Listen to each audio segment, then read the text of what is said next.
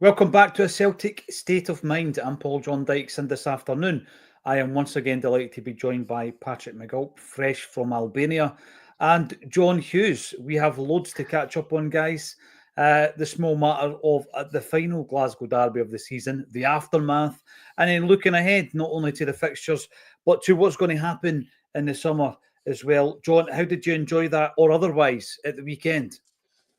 Well, I enjoyed my pints, but other than that, it was just very frustrating, and I mean, you break it down into different elements, but essentially it looked like we started the same way as we've been started these last number of games. Now we eventually got control of that half in about 20 minutes, but the way it started and I think my tweet was, we are breathtakingly bad at set pieces, defending set pieces. I mean, it is inexcusably bad, and I just think back to straight away that Balogun one right at the start. All he did was run round the back of his man. Mm-hmm. That's completely unmarked. He ran round the back of his man. And that is, what's that, defender school day one. Yeah. Yep. It's just, he's going to block you off and he's going to run round the back. So you need to follow, I mean, just, so I was getting pretty annoyed at the general, the fact, again, we make Raskin look like the best player on the continent, and you think about that, him and his 6 wee pals have to deal with the unrequited love of Snow White. And basically, carrying all that emotional baggage, and he still manages to make us look idiotic. So I don't understand, how that's happening. And, I get frustrated as well because you're looking at it, trying to work out what's happening in the game. And I found that one very difficult to decode because I thought Rangers were dreadful, but they appear to be really good at hitting us on the counter. And we basically we were still the same as we were before. I mean, obviously there was a big change in personnel. We weren't talking about that team when we were winding up for the game. So that means on the Wednesday we didn't know the extent of those injuries. And a separate point I'm sure we'll come to. I mean, the Jota one has quite significant consequences both for him and for us. So. Overall, I would say it was very frustrating. However, I did enjoy getting to celebrate Big Ida's goal 3 times, thanks to VAR. That was good fun, and also hanging on, biting your fingernails when you see the wee fella's shoulder was just offside as well when I get called off. But there's lots of stuff you take away from that game, individual performances, which I'm sure we'll go into. But overall, it was frustrating, and I was happy with the draw, and then I was annoyed at being happy with the draw. So I got annoyed at myself for just being, all right, okay, fair enough, we'll take that. But that, I mean, we shouldn't be taking that. It's. But look. There is an issue here which we're going to have to overcome, and the manager, when you consider who his opposition is, I mean, it's sort of embarrassing for Brendan, to be fair. But look, I mean, I'm sure we'll cover it all. But what with Patrick being, did you see the game in Albania? Patrick, was it on the TV out there? Was it you and the president? Yeah, chilling with the president. Absolutely. What's the drink of choice over there, John? What's the kind of go-to drink in Albania? In Albania? Oh, yeah, you'll know that. They're just named after cities. So you've got Tirana beer, Korcha beer. Korcha, I think, is probably the most popular one. That's what I was drinking anyway. Nice. Did you manage to watch the game, though, over in Albania? We did. It must have been, as ever with Irish bars in the continent, it was the deavest pub in the whole city. But it was the only one showing the game. So we went to Medusa's Irish bar in Tirana. And, Medusa? How is that an Irish bar? What's Medusa got to do it? Apart from the fact it's painted green and serves Guinness, nothing makes it an Irish bar. Certainly not the TV, the music, or the the staff that work there or the owner. But there was two other Celtic fans, Ryan and Lewis. So we watched the game with them. Such a 50-50 game, I thought. I mean, I'm not that unhappy with the result itself. I mean, I would happily take 2 draws at Ibrox every season. I think we should go into the other 36 games expecting to win comfortably. Those 2 games, I mean, it is a bit of a one-off. So the result, I'm not actually that bothered about. But the performance, I thought we deserved a draw. I know Carl McGregor said after the game we could have maybe nicked a win, and maybe with that made a chance he probably could, but I didn't think we were much better than them. So I thought a draw was a fair result. Just slightly annoyed with the performance because it had sort of similar characteristics to other poor performances we've seen, either under Ronnie Dyla, Neil Lennon, countless European hammerings. I mean, it wasn't as bad as all that, but like John says, not defending set pieces properly, not being able to hold on to the ball, not being able to get up the pitch, being very weak. I mean, John was talking there about their counter-attack. They cut us open so many times with absolute ease. I thought their goal that stood, I think, is a prime example of that. I know we've got men committed forward, but we're going into like sort of shoulder barges and stuff, and we're just falling over ourselves. We cannot win the ball when they're counter-attacking us. We are so weak in certain areas of the game. So the performance for me, I mean, we played okay, but I would like us to be better in those games. And obviously, we're on this sort of small run now of not beating them in 90 minutes, which needs to end soon, I would hope. But, the result itself, 1-1, I didn't think there was any massive sort of refereeing issues in the game, personally, sort of niggly things. I thought the draw was a fair result. Obviously, good to Big Ida. I mean, just in terms of personal performance, I thought he was absolutely shocking in that first half. I thought he was really, really poor. And then I tweeted out saying that he should be hooked at half time, and then he goes up and scores. I mean, it sort of defines his season. You think he's playing poorly, and then he'll pop up with a big goal. And of course, that's him on 18 goals. Almost all of his games have been substitute appearances, so his minutes per goal are probably really impressive. I wouldn't be surprised if he gets 20 goals this season. But it's not the end of the world. The league's already won. We are, of course, simply the best, as we've recently discovered. And you take it and you move on, and you just sort of you just want to, as Callum and the manager have said, you want to finish the season strong and arrive into the cup final at a good moment. So not that fussed with the result. Performance could have been better, but I'm sure we will get better going into next season. As far as off the pitch incidents go, simply the best was certainly the funniest. I really, really enjoyed that. I mean, taking their song off them. You've taken everything else off them. Taking their song. But I'll tell you what was funnier than actually, now I think about it, simply the best. That banner they unfurled that said seasons beatings. What was that? First of all, is it Christmas? Did I miss something? Are we not in the middle of it? What was that? And who are you beating? The thing is, we always go back to, that humour of the Celtic fan base. And I love on a Friday night when we get This Is Acsom on a Friday, and the variety of the different kinds of guests from different walks of life that you can call on. I just don't think they've got, I don't think they're bright enough, John, to come away with anything that's even nuanced, because they'll just get it wrong. I've seen a great reworking of the tifo this morning. I've seen a few. Actually, I said it looked like Bob Carroll's the other day, but there's an even better one. The famous wig man. He's obviously a business holder, a big businessman at Celtic Park. He's in one of the lounges, and he's just got the best barnet you'll ever see. I aspire to have a barnet quite like that in 20 years' time. And he's got a Mauser as well. He's got a moustache as well. And somebody's put his face on the tifo, and that's it. We own their tifo now as well, putting the wig man on there. One of the points you made there about Ida, though, Patrick, I don't think it was a ridiculous comment you made, because for two reasons. Having gone back and watched the game again so that I can talk about it on the Monday, I was of the same view. I thought Adam Ida in the first half was really poor, and he would have had no complaints if he was hooked. I just think it was a personnel issue with us having two wingers out, and probably not trusting Yang for an entire half. I think that's the reason he stayed on the park. He's been hooked at half-time before this season. I think he was one of the boys at Easter Road, was hooked at half-time. So he's been hooked. It didn't happen, and he gets the goal.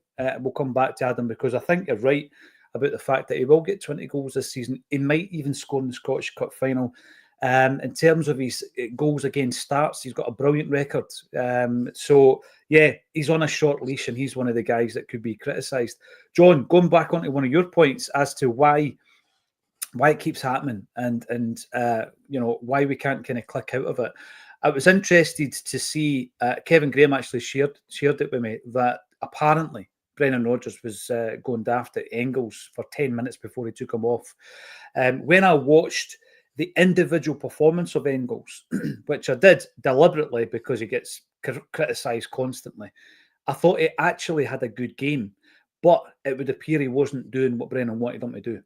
So even though individually, if you were to look at his pack passes, his aerial duels, his completed passes, all this kind of stuff, he did pretty well. However, John, he wasn't doing what Brendan wanted him to do. And when you watch when Bernardo comes into the play, it opens up.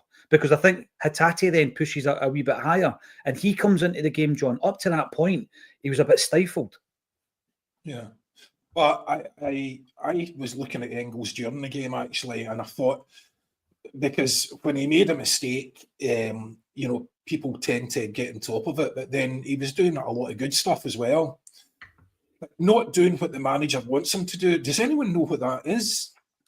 Because I'm not sure what is his position.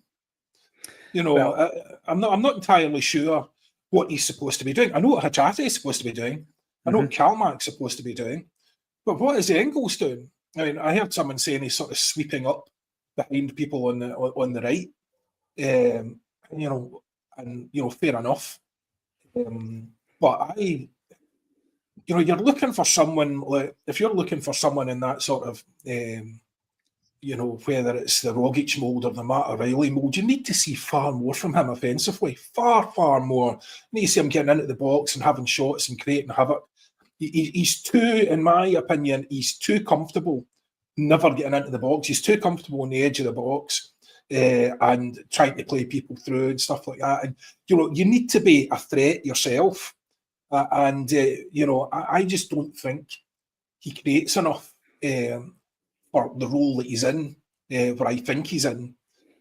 But he's obviously a very good player. He's a very tidy player. But there needs to be, if the manager's getting annoyed at him, obviously he's not doing what he asked him to do. But I'm still not sure what he's asking him to do. Is he asking him to break into the box? Is he asking him to get back, fall deeper and defend? When they're on the counter-attack, what's he asking him to do?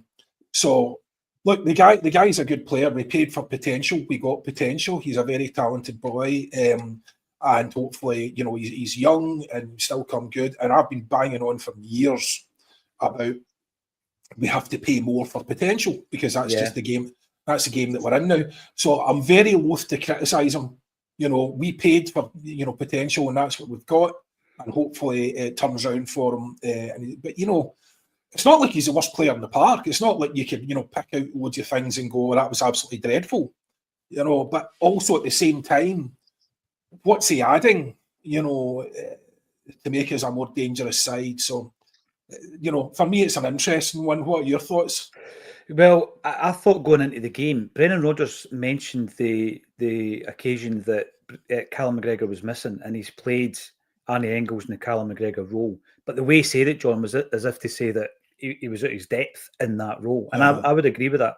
I think he's at his most potent when he's almost drifting out to the right-hand side, whereas Rio's on the left, and linking up with a trio of Alistair Johnston and Nicholas Kuhn when he's on form, or Jamesy Forrest as it would have been.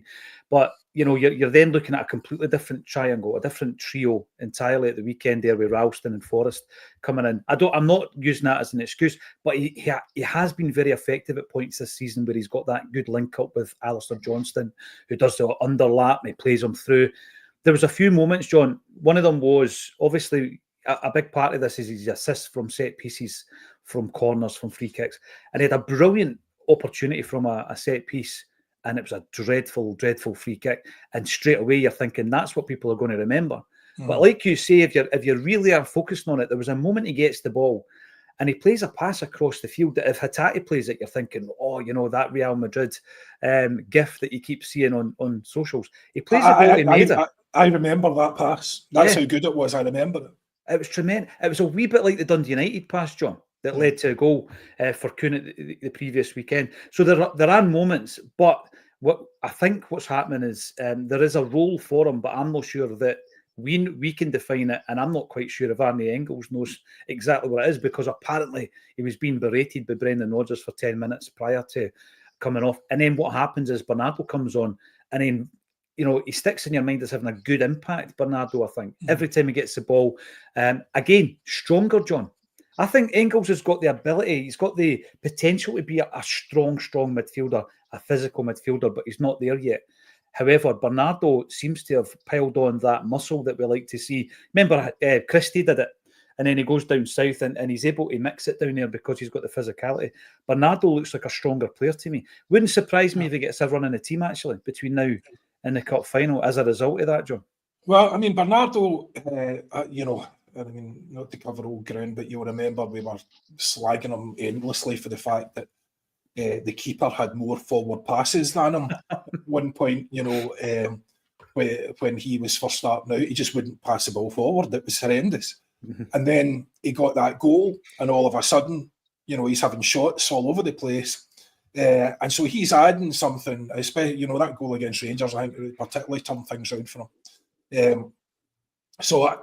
He's not the same kind of player, obviously. He's not going to hit that pass to Maeda, right? So he's much more solid, much more centre. But he's also, as you say, he's much more physical, I think. And he just seems to be, a sort of reassuring presence there. You've got a better idea of what it is he's trying to do, is what I would say, and what his role is. But, again, what's your take on it, Patrick? He definitely, as you say, he knows what he's doing. He's a ball carrier. I mean, he really likes to drive forward. And when he first came in, I think he only really played those European games, didn't he? It was quite strange. He only sort of played the 6 European games.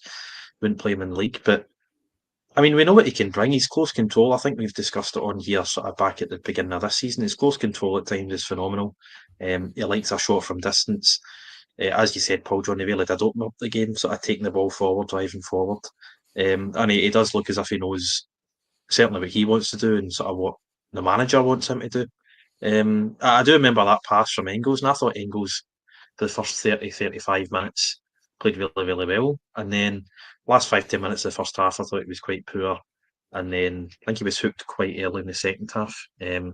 So I know Kevin Graham's commented, and I've seen it on a few Twitter feeds and other sort of podcasts and stuff, that people are quite keen to point out that it's almost as if the manager doesn't know the role that he wants Engels to play, or doesn't quite fit the system.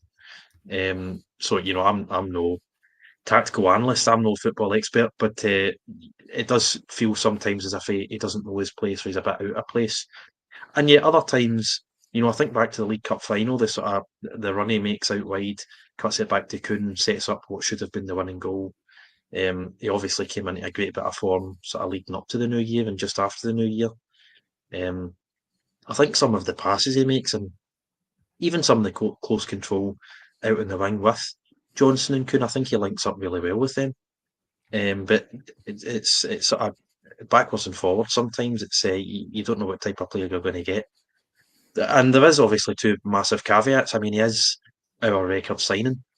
And I think we signed him, I think he was 20 and he turned 21 a few days later, and we paid 11 million for him. So you obviously expect quite a lot. But as John says, you're sort of paying that price for the level that we want to be at nowadays. That's maybe not the going rate, but you're certainly in and around that ballpark.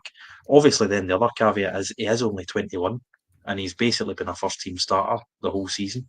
And for his first season moving country, 21 years old, I think he's had an all right season. I mean, his numbers look pretty good. He won Young Player of the Year.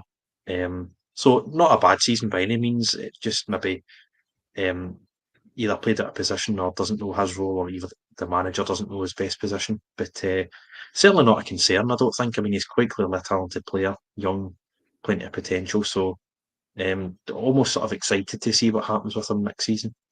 Yeah, definitely room for improvement, Patrick. But again, like you say, so much is made of that price tag, and it's always going to be the case with him and also with Adam Ida. Now, John, you touched on something earlier on, and I want to talk a wee bit about the officialdom, if you like. Now, Patrick, you mentioned that there was nothing really to write home about. The one thing I would touch on would be the fact that the Dougie Potter tried his absolute best to chop off Adam Ida's goal, and he missed the offside at Raskin's goal, and it was VAR that came in and saved the day. So, not only do we have Simply the Best, we've even got Andrew Dallas on side as well now. So we're just taking everything that they've ever had, John, really. I was digging back a wee bit on this because there has definitely been a sea change. Now, I was reading every single one. Big shout out to Celtic News Now. David does a great job on Celtic News Now, the Celtic News aggregator. And obviously, I have a look at that in the morning to make sure that there's not a story broken that I'm unaware of. And I'm looking at some of the comments in relation to the officials and the VAR and the quality of it. And by the way, the VAR is still an absolute tin pot version of what it could be. There is a legacy of the fact that the vast majority of the refs are steeped in a tradition and a culture that's going to be hard to shake. Absolutely. However, I think that there has been a moment, and there's been a watershed moment, and it took Brendan Rodgers to call them out on it, John. I do think the club needs to be stronger with these things. There's a few other points we'll touch on that I think the club needs to be strong with. But Brendan Rodgers came out after that game at Tynecastle, and it was the game when Yang gets sent off. Now, that was the same game. Correct me if I'm wrong. There's been so many bad decisions. That was the same game where Iwata gets a penalty against him, and he's facing in the other direction, and his arms aloft to try and obviously elevate his jump, and he gets penalised. Second time he'd been penalised like that. I think Burnaby against Dundee United was a similar one. So we'll come back to Iwata, John, because you've been discussing him. He's had a great season. That was on the 3rd of March 2024. Brendan comes out, Tynecastle calls him out, calls him incompetent. If you look at the timeline, Crawford Allen steps down on the 18th of May, shortly after. Brendan Rodgers, man, he just comes out there and fires the shots, and Crawford Allen ducks for cover and decides to leave his position. Willie Collum comes in, not my favourite guy when he was a ref. Thought he was a rotten referee. He wants transparency. He wants accountability. He does his thing with Gordon Duncan once a month and all this kind of stuff. He's called out his own refs. Alan Muir has also left the building. And I think that when you look at the VAR decisions, John, at the weekend, they in past times, they'd have been 2-0 up. Dougie Potter would have allowed that goal. They'd have been 2-0 up. Adam Ida's goal, chopped off. These are the things that I think actually, despite all the drawbacks, actually have improved. And I think that, one of the stats I mentioned to you guys before was the Crawford Allen one, the 4 seasons he was in as head of referees. James Tavernier's goals just went boom. It was an anomaly. It was an absolute anomaly. And then he's scoring 20 odd goals a season through free kicks, through penalty kicks. And then as soon as Crawford Allen leaves the building, boom, right back down to what you would expect from a right back. So, John, I actually think that it has improved in many, many ways. And I think at the weekend, we've seen another indication of that. Well, yeah, VAR's obviously making it more difficult. Now, there are things you can still do to influence a game. You can book players. You can break up the play for, not really fouls. Give them easy. So there are things you can do. But in the big moments, generally speaking, there's going to be a consultation about it. Now, on Ida's goal, I was shouting at the TV. I was basically like, who does he think is offside? I know. Wait, in that move, who does he think is offside? Who's he flagging for?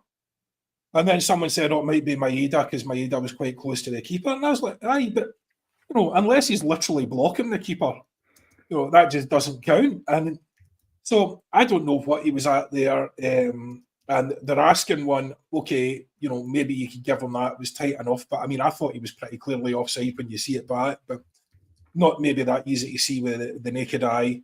But this is why, we've been so keen in getting a proper VAR system in, because, if you want to make sure, you can see what the tin pot version does and how it improves things.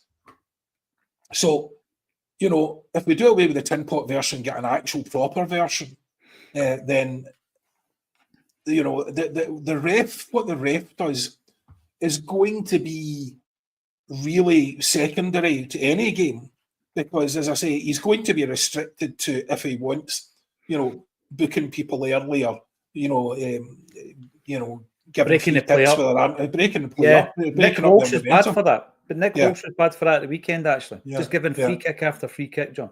Yeah. So that's what they're restricted to, though.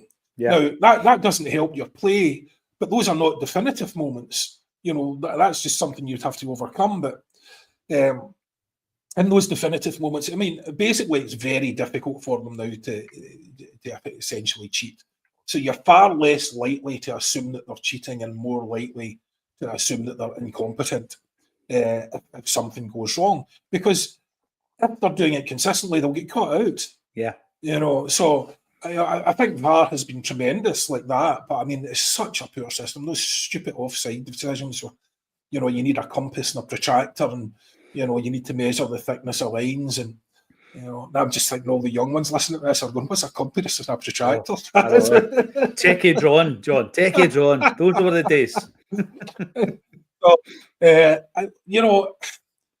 overall, I think we still have the issue. I have no idea why the referees can't be full-time, or at least an elite number of them.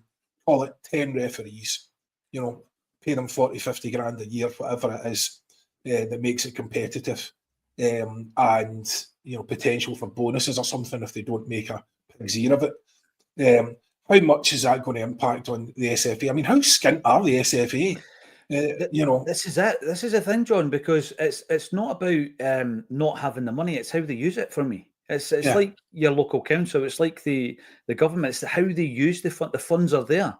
I've said in the past, get rid of Hampden. The running cost of having a full-time stadium that, by the way, is, for me, and I've said this before and people disagree, I had a comment last week saying, but it's the home of Scottish football. Aye, but it's still murder. Still murder as a football stadium, particularly if you're behind the goals. I don't think we need it. I think we can do away with that. All the offices as well, and there's a better way of doing it. Pump the money into VAR. Pump the money into having full-time referees, John. That's what I would do. Yeah, but the VAR quote that I saw was like 1.2 million or something like that. Now, and then someone suggested that is like per club. I find that very difficult to believe, that it's costing you, best part of £11 million to have a VAR system, where all we really need it to do is be slightly better on the offside, to have slightly more angles on the offside. Is it really costing that much? I find that slightly unbelievable. I should have Googled it before I come on, but I mean, unless it is that sort of ridiculous money, see if it's like $1 million or $2 million to make basically games almost, the decisions almost infallible, then I think you've got to pay that price. Because it's not just us, obviously, we're concerned about us, but think about teams that are maybe getting relegated off the back of bad decisions, and how much that costs them and impacts on their future, so the likes of Rangers, it can impact them badly, once I think that they're going to be fighting for 5th spot this year, I think. But, it's, and the money per place counts, and obviously, they've got to save up their money for the big, massive takeover that's coming. And they're all going to be... Well, I saw an article just by the by, and it was in the Daily Rag, and it was talking about, the FFP, financial fair play, or the new version of financial fair play. And it was as if it had just been discovered. Wow. It was just that this was new information that had just been discovered. It was like, so they're not going to spend £30 million of this money in the summer then, John? It was like they'd unearthed a reality vault. So, what's this? Bang, smack in the face. There you go. There's some reality for you. It was absolutely bizarre article after all this length of time, and just pandering to they're going to pump in hundreds of millions. Oh, are they? Aye. I mean, I think, as I said yesterday, I look at it, they're talking about 50 million to buy it and stuff like that. And I like to think about it. Imagine you were on Dragon's Den having to pitch it, and you're basically like, right, okay, so we lost 17 million last year, 24 million the year before. tens of millions, and in the last 10 years probably lost about 120 million or something like that, and then prior to that, it's been 28 years since we made a profit, on the rest of it. And so what are you valuing your business at? 50 million. Okay. So did you come here with help? How did you get here? Is there an ambulance outside waiting for you? Like, there's a wee man in white coats just outside the door. How did you arrive at that figure? How is that? Charles Green paid 5 million for it, and ever since then they have lost money, tens of millions consistently every year. He bought the bones of it, and all of a sudden it's 50 million. Where are you getting that number? That is mental. Right, if you knocked Ibrox down to build flats, the cost of the demolition and the building of the flats in that area wouldn't cover it. So people are saying, it's a land grab sort of thing, unless you're going in there with the intention of immediately knocking the place down, which is something I could get on board with. I would invest in that for sure. Is there a GoFundMe link? Yeah. But I mean, it's mad. It's absolutely mad what they're talking about. And then, they're going to come in and throw money at it. They're not in a million years. They're going to come in and it's going to be real pain. It's going, they are not going to be doing soft loans, if they ever do come in. It'll be an absolute catastrophe for these guys. I mean, they're praying for... It's a bit like you're waiting for your man, Green, and then before that it was... What's his name? Was it White? Green and White, that's it. The absolute clown. And... they'll just believe anything. They'll believe any con man or someone, promises, any vague promises of an improvement. But the reality is they will have to live within their means, and their means are meagre. Now, the problem for us is, despite their meagre means on the park, we have managed to make them look twice the team that they are. So we have a problem with them, which we have to overcome, as we were saying earlier. But, it's not going to be, the derbies effectively at the moment are almost irrelevant, because that's not where it's been won and lost. So it's a strange thing to say, given previously you think the derbies are the most important games, and if you don't win this, it's the end of the world. And now that's just like, yeah, so what? They'll drop points next week or the week after, so look, there's been some comedy moments now, I have to say. I thought that article was one of them, like really genuinely putting it out there. Hammer blow to Rangers. Hammer blow. Yeah, did you not know? Did the guy that wrote it not know that there was rules? It's just wild. And they'll do anything to pander to the blue pound. It's just mad. But the thing is, John, it's history repeating itself. We're talking off the scale wealth, billionaires, blah blah blah nonsense. I mean, it's called out. You get called obsessed just for pointing out the obvious. Meanwhile, going to the games with Warburton hats on and 49ers tops and all this nonsense, buying into any old nonsense that they still print, and then going on about, wow, look at how much clicks we've had in the last month. Look how many views we've had the last month, selling this absolute nonsense down the river. Yeah. And by the way, I did see a Neil Lennon quote the other week where he basically very, very balanced saying, look, I hope they do get better, because if they do, then Celtic get better. It works in that way.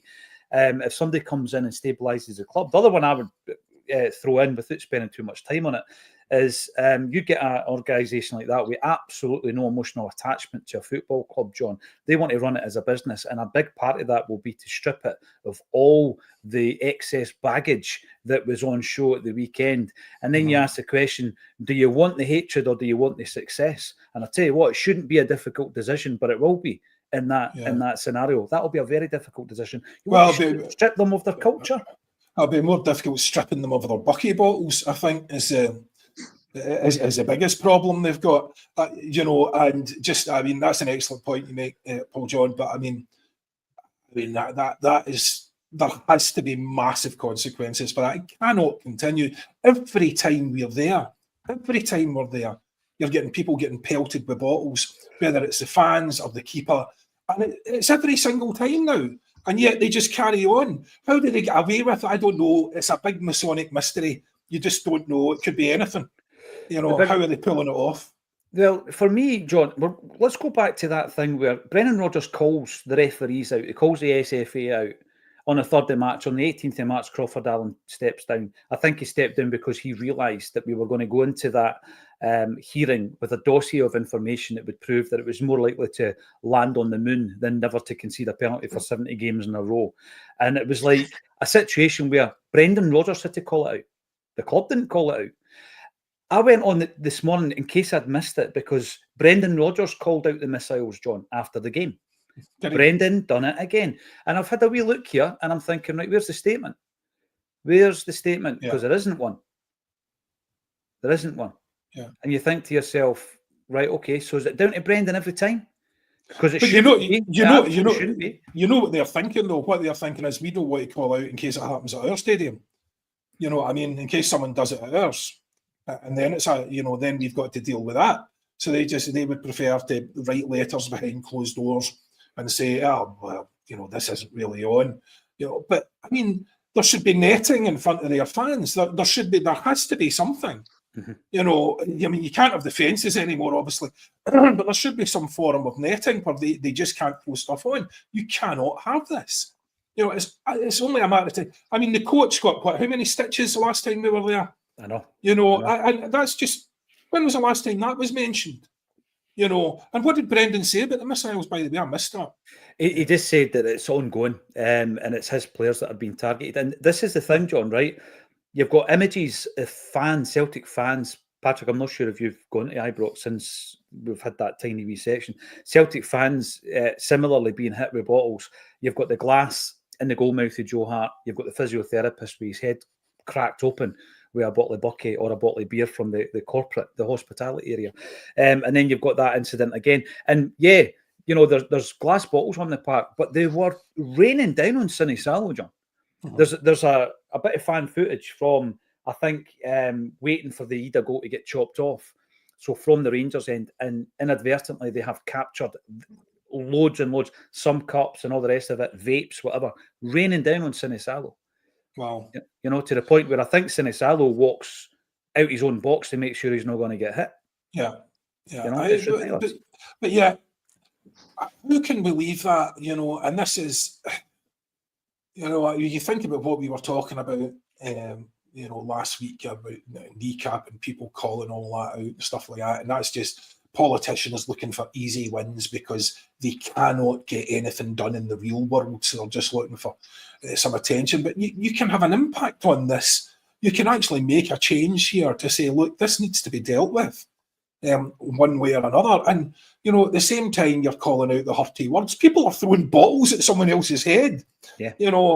As for their stupid tifo, it's just, I mean, was I offended by it? Not particularly, but that's only because you could not lower the bar anymore from what I expect from them. So, I just clearly it's ridiculous. Clearly, it should be addressed. But that's the pain they're feeling now already. Their own fans are already raging because even the threat of a corporate takeover means their chairman's throwing them under a bus, their CEO's throwing them under a bus every time something like this happens. He's instantly coming out and saying that's not acceptable.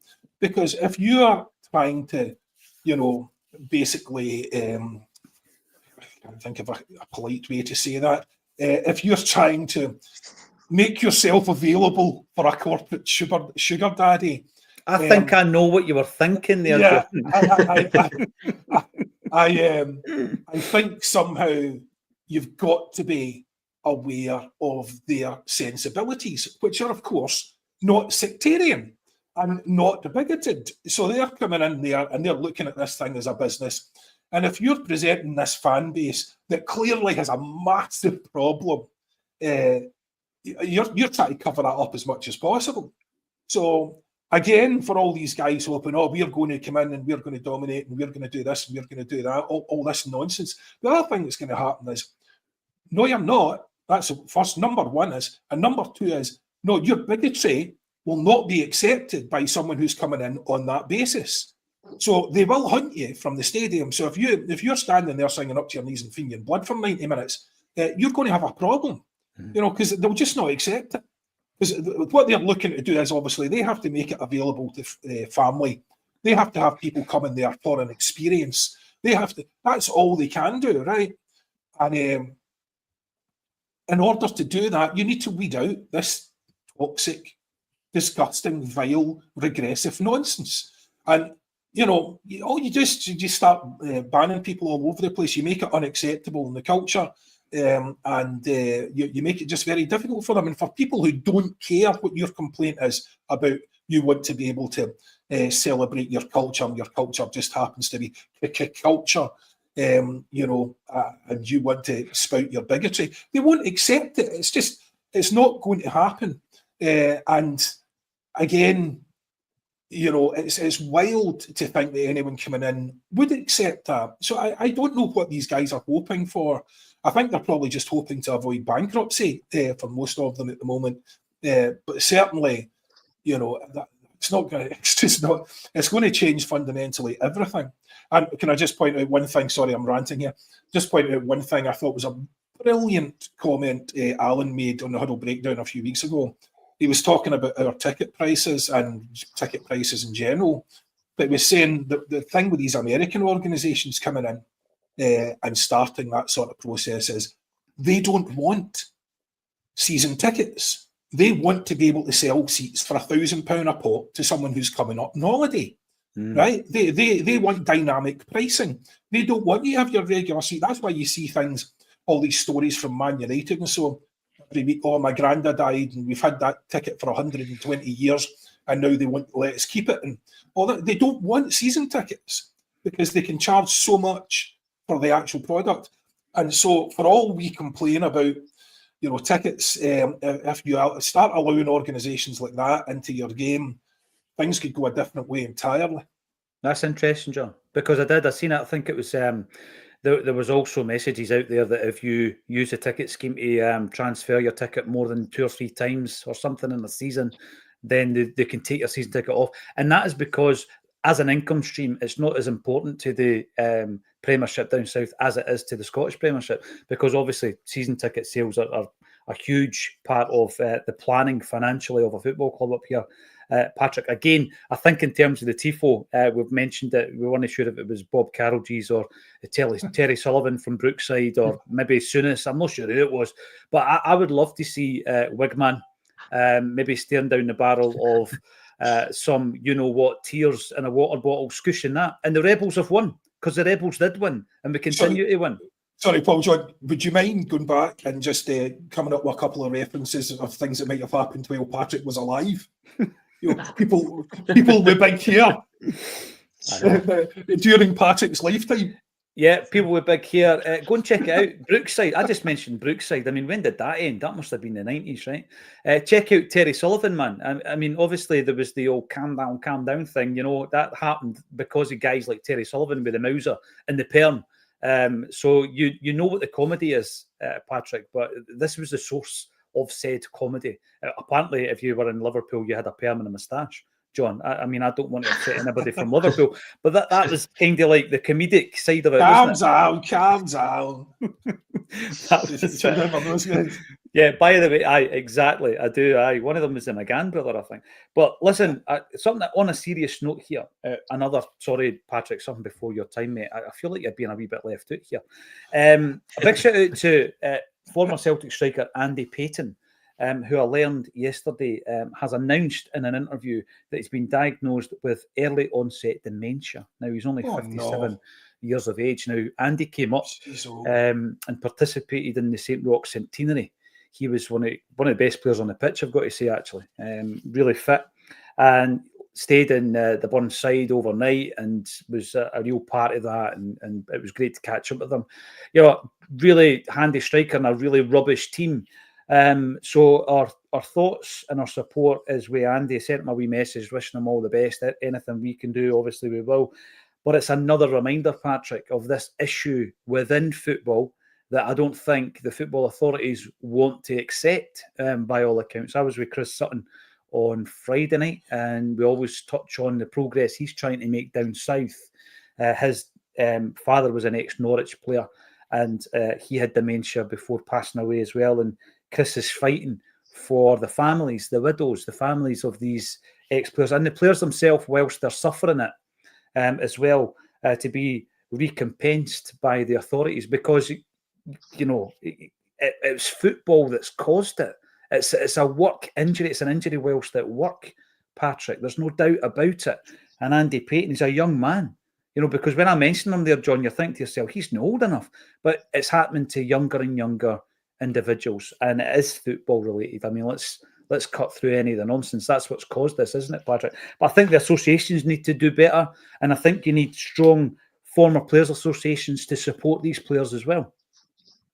Yeah, absolutely. I mean, there's so many examples of it. Just looking at the Lisbon Lions, Bertie Auld, Stevie Chalmers, Billy McNeil. There's quite a few. Obviously, Chris Sutton's dad. That's obviously what sparked his interest, and he's been probably the most vocal campaigner. Maybe we're biased because we follow a lot of what Chris Sutton says, but it's a massive issue, and it's just there's more and more examples every day, week, month of these footballers. I mean, obviously, back in the day, a lot of the ball was in the air a lot more, and the ball was a bit tougher than what it is now. So there are slight sort of caveats and stuff, but it is an injury at work, as you say. It's an absolutely heartbreaking disease. I'm lucky; I've never had anyone sort of close to me have dementia, but I can only imagine how heartbreaking it is.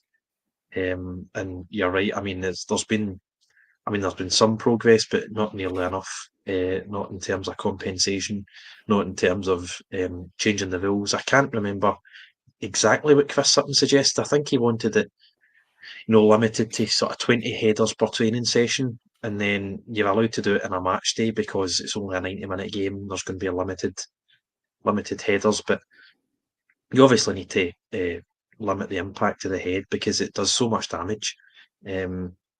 I mean, there's a reason that you get so harsh, such a harsh, sort of jail sentence if you're to kick someone lying in the ground, kick them in the head. I mean, it can be absolutely fatal. These things, so it's heartbreaking that at such a young age, and he's 57. Did you say? I mean, that's no age at all to have a disease like that. He's a year older. I mean, there needs to be a change. There needs to be a change because it's an absolutely heartbreaking. It's almost an epidemic what's happening to former footballers. Just the same illness, and we all know the reason. And there's little to no action. Yeah, but see until and this is the thing. So my family's plenty of doctors in it, and when you suggest this and you say, "Oh, you present it as you presented it, Paul John," there as this is a fait accompli. This is what's happening. The answer is prove it. Is it? How do you come to that conclusion? So what evidence do you have that it is happening more with ex-football players than it is in other occupations? And until someone does that degree of research, which they're not going to be getting paid for because nobody cares, so until someone puts a study together like that, it's going to be near impossible to prove it. Now, the same thing, didn't Will Smith make a film about the guy that came up with the sort of concussive impact theory in American football? And it was significant enough, it changed American football enough that, he ended up making a show about it.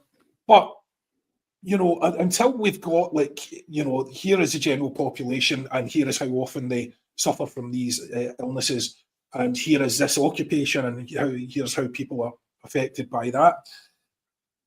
And the thing that makes that even more difficult is that would have to be over a period of decades. Yeah. Right? Because it doesn't happen to you straight away, obviously. So you've got to be monitored for decades. That's a massive commitment, a massive piece of work. So I think that the authorities, with the best will in the world, have to default to believing that there may be an issue and doing something about it.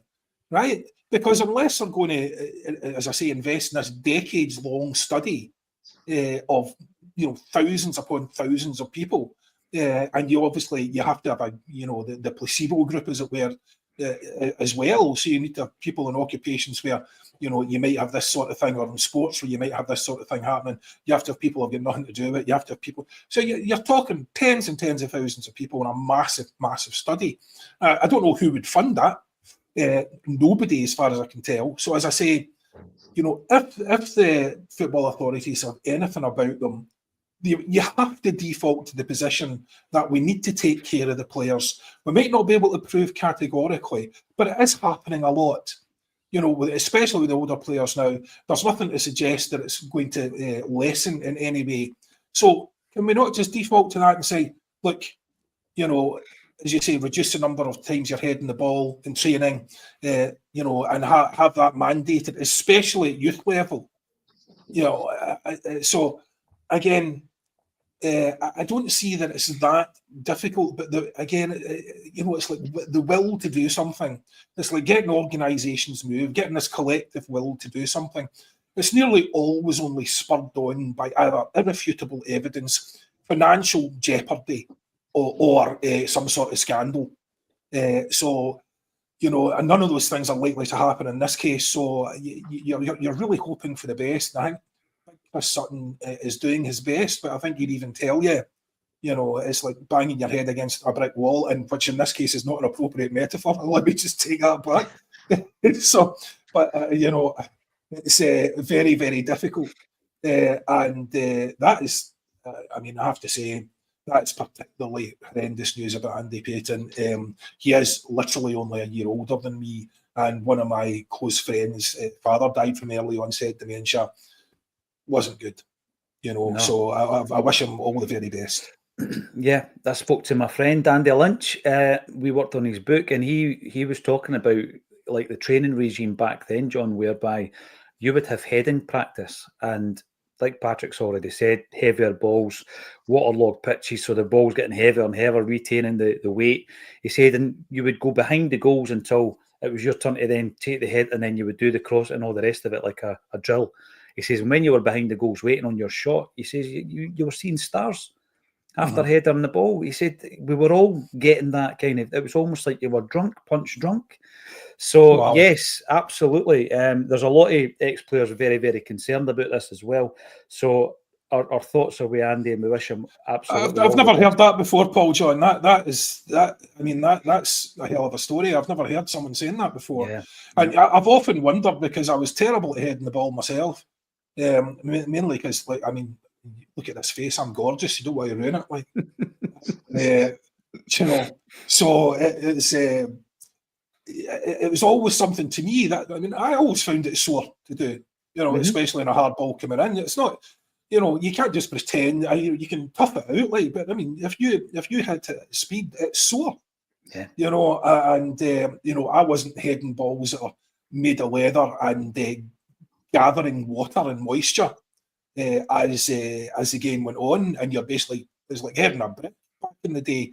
Is it any wonder those boys suffer from this? But you know, you do have to wonder how much it's going to lessen, and we're not going to know that for a long, long time. You know, and I do remember Billy McPhail talking about this, John, all those years ago. And I don't know how much progress we've made since then. But like you say, default to, you know what, this could be connected. We might not be able to prove it.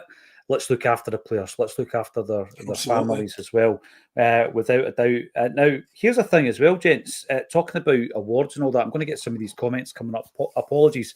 We've basically dived into this, and we're 53 minutes in already, and I've barely brought up a comment. Brendan Rodgers snubbed Patrick. It's almost as if success is taken for granted at times, isn't it? You're just doing things so well all the time that it's expected of you. Therefore, we won't say you're the manager of the year, even though you're going for a treble. Seems a bit unfair. Yeah, it's obviously something that comes up almost every season, because almost every season we are quite successful. But you know, team of the year, manager of the year, player of the year. Other fans are always quite keen to caveat it with, "Oh well, you've got all the money and you can afford better, so your standard should be higher." That's not really how it works, in my view. I mean, it's not often I'll agree with Davy Martindale, but he summed it up quite well. He voted for Brendan, and he said, "Well, you know, some people say that you should expect a treble, but it's still a really tough feat. You can't underplay that at all. Fair enough. McGlynn, wasn't it, Falkirk manager that got it? You know, had a good season, no doubt about it, but he almost blew it in the final day. I mean, they lost the last two of the last 3 games, and that is allegedly more impressive than a treble where, you know, as things stand, we're only going to lose, I think, 3 domestic games. I mean, it's ridiculous. To 3 losses in 47, walking away with all 3 trophies. It's I don't know who's decided that. I mean, I know it's all votes and stuff, but you really cannot underplay it. I know that when we won the league up at Tannadice, the chat on Sky was, you know, it was maybe not a tedious treble, as others have put it, but it was quite a quiet season by Scottish football standards. But I think that's just because we've been so consistent, and we took quite an early lead in the league. Obviously, I mean, the League Cup final, that was tough. 3-3 extra time penalties, you win it on your 5th penalty. You know, the Scottish Cup was obviously no easy feat either. So it'd be good to get recognition for that consistency. I know we do have more funds than everyone else, but it's not as if some fairy has came down and granted us that money. We all started from zero. You know, we've built ourselves up and been run successfully to be in a place where we can spend that sort of money. So, you know, I would have given it to Brendan. I'm biased, but, you know, I think everyone else is biased when they voted against Brendan. So, you know, I think a treble's an impressive feat. I think if this is our 9th, that means it'll only have been done 16 times, I think, in Scotland. So no easy feat at all. It must be the only league in the world where you can win a treble and not win Manager of the Year. But, you know, I don't decide these things. Hopefully it isn't that important to Brendan. Hopefully the treble is sufficient enough. But yeah, I certainly disagree with it. Yeah. I imagine Brendan's devastated. You know, I imagine he was sitting at home in tears, floods of tears. You know, just, I mean, you think about it, really, you've got to have sympathy for the guy. He's sitting there with the 2 cups that he has and the one he's about to get, and, you know, just crying floods of tears in there and wiping them up with £3 million in banknotes. And, you know, it's an absolute nightmare for him. But, you know, in all fairness, like, yeah, I mean, technically speaking, I mean, how many years is that in a row now? What, the Rangers have won one in the last 100 years or whatever it is, I can't remember. It was a long time ago anyway. So it's essentially what you're saying is that it's probably going to be the Celtic manager every year if we can maintain that dominance. And it's just a matter of whether it's a treble or not. But I think if you're in the top league, you win as many things as it's possible to win, and you put those performances in Europe. I mean, that's, and especially with, you know, you talk about, oh, we've got more money than everyone else, domestically, but not European. So again, you know, the performances in Europe, I think, are worthy of the consideration for that. I think Brendan did really well there, and you know, I'm not sure how you measure that against, you know, Falkirk's, you know, promotion, and congratulations to them. But I'd say that's you're at a stretch there. I think there's a lot of people just looking for an excuse not to vote for Brendan, to be honest with you. Yeah, you're right, John. It's 13 and 14 years in terms of the league. But if you have a clean sweep, if you're managing to do a clean sweep and the level of consistency required and being switched on 24/7 to do that, I think you can't see past the manager that wins a treble. In relation to the point Patrick makes, it's the same as any walk of life. You know, if a family goes on a really all expenses paid holiday to a beautiful destination because the parents have worked every single day, Patrick, to pay for it, that's Celtic. That's Celtic. Nobody came along and just handed us it. And these other guys who just phone it in, didn't bother to turn up, you know, don't get their house in order. And John, you're right. We were talking about Rangers earlier on. They've made a financial loss. The least they've ever lost in a season was 900 grand. But it's gone way up above 20 million quid on a number of occasions since their formation in 2012. That's the way that they've been running their football club. So what's the name of that business, Paul John? I'd like to invest in that. Can you absolutely, yeah. Aye. Get the £50 million at the ready, John. and get your investment in. But this is it. I'm sick of hearing this all, but you've got all your money. Yeah. Let's say 1994 was ground zero when the Rebels did win. That's ground zero. 31 years of financial management has got us where we are. And that's why going into this pre-season, I hope that we're able to do things slightly differently. That's another conversation in terms of no selling somebody to bankroll the 2 or 3 players coming in. You know, I don't want us to see this. I want us to keep Maeda and also bring in the other players that we're targeting. Well, we have, I mean, that's going to be a separate show, obviously, but I mean, we have potentially a massive job coming up this summer, like a massive job. So, and if you look at that team against Rangers, there's only a couple of guys there that were Ange's guys. Yeah. You know, so we have potentially got real huge work to do, more so than we even had last year. So it's going to be a very challenging close season for us, I think.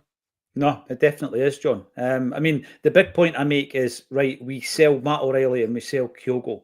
You know, we sell Jota. We move these people on for big money. Chris Ayer, Edouard.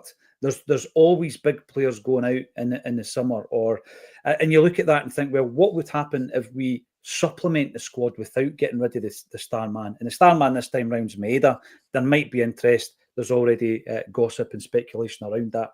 Keep him and also strengthen. Then you'll see the ambition of the board.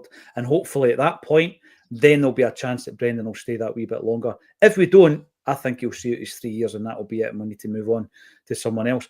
As you say, John, it's a discussion for an entire show, probably. Thanks, everybody, for getting involved, though. I've really enjoyed that today. 1,400 strong in the live stream. Give us a thumbs up and subscribe to us on the YouTube channel. All that's left for me to say thank you once again, Patrick McGilp and John Hughes, for joining me on A Celtic State of Mind. Here we are.